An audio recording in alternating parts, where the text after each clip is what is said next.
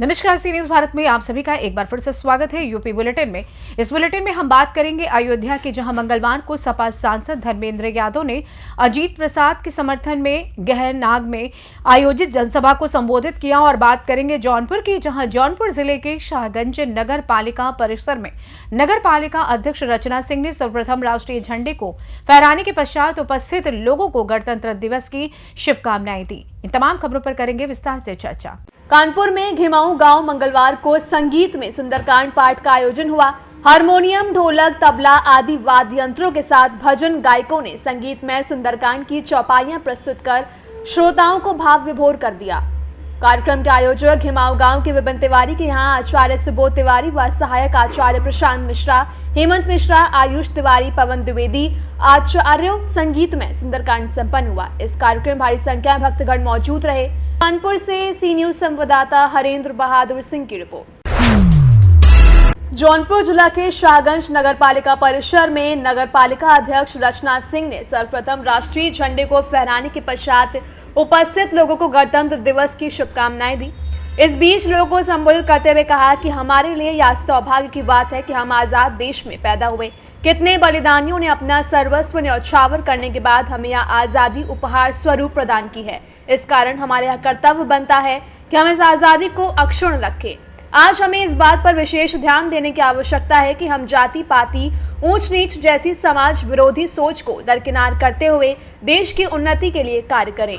मैं पहले तो सभी को 76वें गणतंत्र दिवस की ढेर शुभकामनाएं दूंगा। आज इस प्रांगण में हम लोगों ने गणतंत्र दिवस मनाया, जिसमें हमारे आदरणीय अध्यक्ष महोदय उपस्थित रहे, हमारे नगर के सम्मानित सभासदगण, अन्य सम्मानित अतिथिगण उपस्थित रहे। पूरे नगर पालिका की तरफ से सभी को गणतंत्र दिवस की ढेर शुभकामनाएं। जैसा कि इसमें महाकुंभ चल रहा है, महाकुंभ की तैयारी नगर पालिका विभाग द्वारा क्या सेवाएं दी जा रही हैं? महाकुंभ के दृष्टिगत हमारे अध्यक्ष महोदय की अध्यक्षता में एक मीटिंग हुई, जिसमें व्यापक रूप से सभी तैयारियों पर चर्चा की गई। प्रमुख रूप से जो हमारे क्षेत्र से, विभिन्न क्षेत्रों से जो लोग प्रयागराज की तरफ जा रहे हैं, उनके लिए हम लोगों ने अलाव की व्यवस्था की है। हमारी रैन बसेरे में अच्छी व्यवस्था है, जिसमें यदि कोई रात में रुकना चाहे तो रुक सके। हमने अपनी सभी स्ट्रीट लाइटें सही करा ली हैं। मोबाइल टॉयलेट यथावश्यक जहाँ आवश्यकता पड़ी है वहाँ भेज के खड़ा करा रहे हैं। पानी के टैंकर भी आवश्यकता अनुसार हम अपने स्थापित करा रहे हैं। साफ सफाई हमारी प्राथमिकता में है कि एक कुंभ का जो एक कुंभ की एक छवि है, वो यहाँ से गुजरते समय भी वो छवि बनी रहे, लगे कि साफ सुथरे रास्तों से होते हुए लोग प्रयागराज पहुँच रहे हैं, पुण्य स्नान कर रहे हैं और वापस आ रहे हैं। तो इसमें नगर पालिका तत्पर है। कुंभ के मेले के लेकर जो हमारे जो है कि दर्शनार्थी हैं या जो श्रद्धालु उनको क्या संदेश देना चाहेंगे? मैं ढेरों शुभकामनाएं दूंगा। ये उन्हें ये सुअवसर है कि उन्हें कुंभ स्नान का अवसर मिल रहा है। ऐसा अवसर सभी को मिले। स्वस्थ और स्वच्छ कुंभ मनाएं, अच्छे से जाएं और पूर्ण लाभ प्राप्त करके आएं, ऐसी मेरी शुभकामनाएं। जौनपुर से सी न्यूज संवाददाता दिवाकर मिश्रा के साथ दीपक सिंह की रिपोर्ट।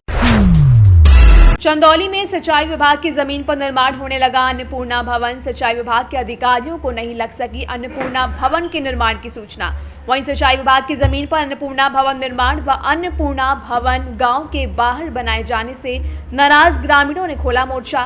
ग्रामीणों ने निर्माण हो रहे अन्नपूर्णा भवन पर निर्माण कार्य रुकवाने को लेकर ग्रामीणों में रोष है। वहीं सिंचाई विभाग की जमीन पर अन्नपूर्णा भवन के हो रहे निर्माण की जानकारी होते हैं मौके पर सिंचाई विभाग के जेई, एसडीओ व राजस्व विभाग के अधिकारी मौके पर मौजूद रहे।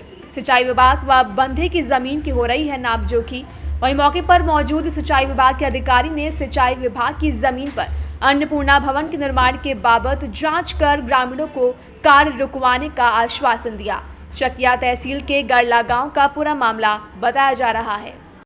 जी, अपना नाम और परिचय बताइए। मैं धीरज कुमार श्रीवास्तव, ग्राम गरला, तहसील चकिया, जिला चंदौली का रहने वाला हूं और यहां का किसान भी हूं।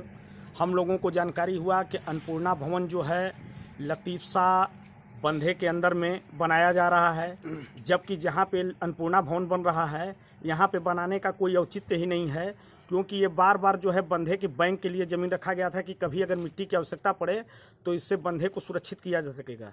लेकिन सिंचाई विभाग और चकबंदी विभाग बार बार कहते हैं कि ठीक है ऐसा नहीं होगा, लेकिन कोई सुनवाई नहीं हुआ। जबकि गांव चकबंदी में चल रहा है, जबकि यहाँ कोई निर्माण नहीं होना चाहिए, लेकिन हमेशा नवनिर्माण हो रहा है। सिर्फ किसानों को परेशान किया जाता है। बस इसी तरीके से चकबंदी विभाग के जो एसईओ के पेशकार साहब हैं, वो भी बार बार हम लोगों से कहते हैं कि नहीं निर्माण नहीं होगा, लेकिन निर्माण करा रहे हैं। बार बार जो है उनके सह से ही हर कार्य यहाँ हो रहा है।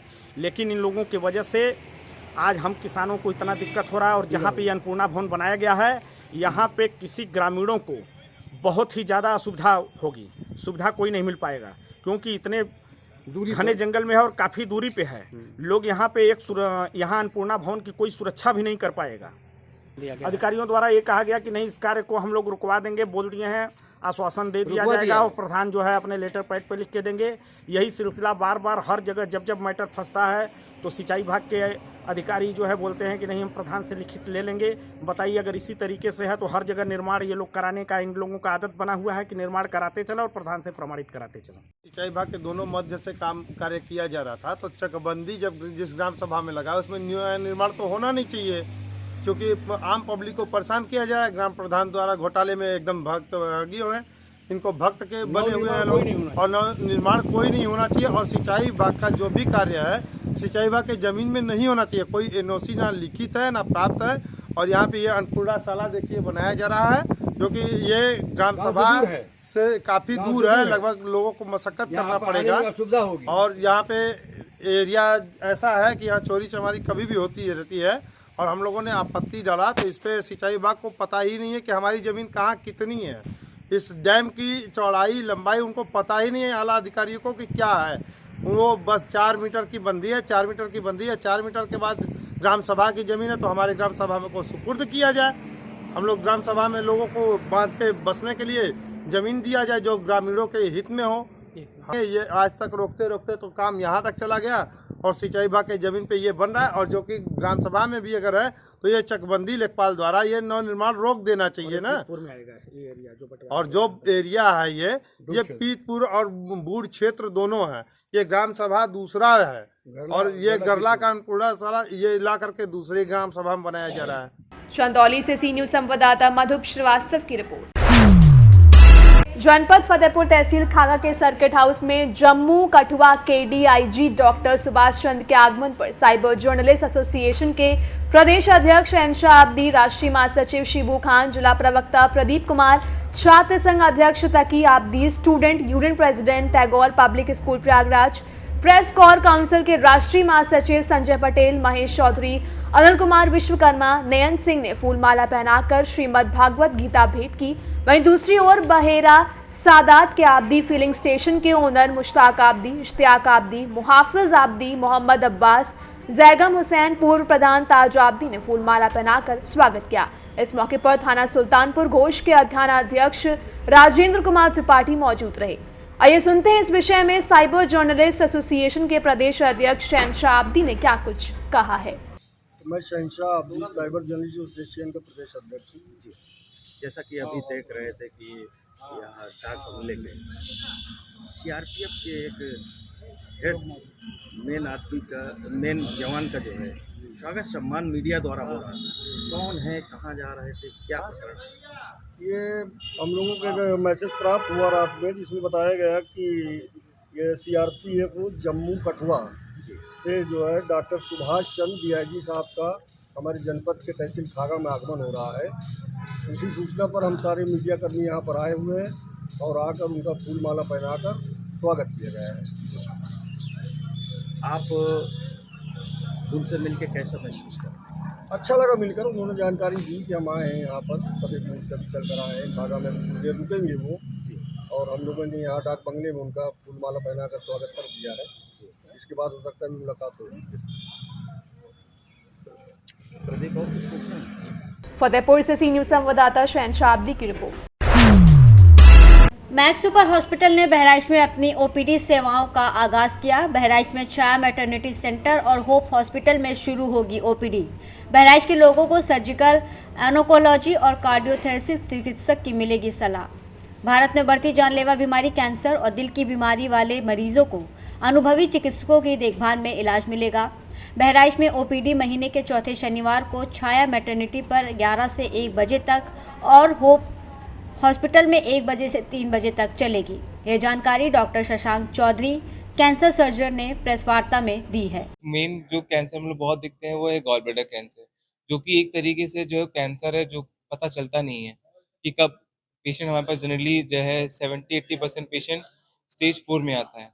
तो अर्ली जो अल्ट्रासाउंड करा के उसको पता लगता है, किसी को पेट में दर्द हो रहा है तो हम लोग एक अल्ट्रासाउंड करा के एक प्री मतलब हम लोग वो कर सकते हैं कि जिससे पता चल जाए कि कुछ ऐसे लक्षण हैं तो उनको हम लोग as early as possible treat कर सकते हैं। बहराइच से सीनियर संवाददाता सलमान की रिपोर्ट। अयोध्या के अमानीगंज, मिल्कीपुर और अयोध्या के लोगों ने लोकसभा चुनाव में समाजवादी पार्टी का जो सम्मान बढ़ाया है वह ऐतिहासिक है, लेकिन अब समय आ गया है कि इस सम्मान को बरकरार रखने की जिम्मेदारी भी आप सबकी ही है। जब से आपने अवधेश प्रसाद को संसद में भेजा है, भाजपा की हालत खराब हो गई है। उक्त बातें मंगलवार को सपा सांसद धर्मेंद्र यादव ने अजीत प्रसाद के समर्थन में गहनाग में आयोजित जनसभा को संबोधित करते हुए कही। आजमगढ़ से सांसद व सपा सुप्रीमो के पारिवारिक सदस्य धर्मेंद्र यादव ने सरकार पर आरोप लगाते हुए कहा कि प्रशासन के लोग भाजपा के उम्मीदवार की जगह जनता में परिचय करा रहे हैं, लेकिन जब जनता खड़ी हो जाती है तो प्रशासन की नहीं चलती। बाबा साहेब के अपमान का बदला लेना है। वहीं भाजपा सरकार ने क्षेत्र का विकास नहीं किया, बल्कि क्षेत्र में सांड छोड़ दिए हैं और इन सांडों की विदाई तभी होगी जब बाबा और बीजेपी की विदाई होगी। उन्होंने मौजूद लोगों से सपा प्रत्याशी को जिताने की अपील करते हुए कहा कि सपा प्रत्याशी की जीत स्वर्गीय मृतसेन यादव को सच्ची श्रद्धांजलि होगी। अयोध्या से सी न्यूज संवाददाता सुनील की रिपोर्ट। फिलहाल के लिए इस खास बुलेटिन में बस इतना ही। देश दुनिया की तमाम बड़ी खबरों को जानने के लिए जुड़े रहिए सी न्यूज भारत के साथ। हर खबर आपके साथ, आपके हाथ।